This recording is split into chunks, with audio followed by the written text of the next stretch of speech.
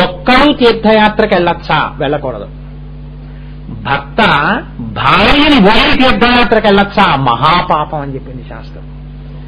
భార్యని వదిలిపెట్టేసి భర్త ఒక్కడే తీర్థయాత్రకు వచ్చాడనుకోండి, ఏ కారణం వల్లైనా సరే, చిటికిని వేలు పట్టుకుని నిన్ను ఉద్ధరిస్తాను, నిన్ను ధర్మంలో తిప్పుతాను, నిన్ను పైకెత్తుతానని చెప్పి విడిచిపెట్టి బాధ్యతారాహిత్యంతో తానొక్కడు తీర్థయాత్రకు వెడతాడా?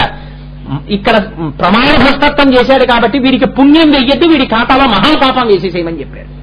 నేను అందుకే చెప్పా, శాస్త్రానికి అలా పురుషుడు స్త్రీ అని ఏమి దానికి పేచీలు పక్షపాతాలు ఉండవు. కాబట్టి ఆయన వెడుతున్నాడంటే ఆవిడ కూడా వెడుతోంది అంతే. దంపతులుగానే వెడతారు. అందుకే మనకి నదీ స్నానాలు చేసేటప్పుడు దంపతీ స్నానాలు అన్నారు. ఏ కారణం చేతనైనా భార్యతో కలిసి వెళ్ళడానికి ఇక జీవితంలో అవకాశం లేదు అన్న పరిస్థితి వస్తే అప్పుడు ఒక్కసారే పురుషుడు వెళ్ళవచ్చు.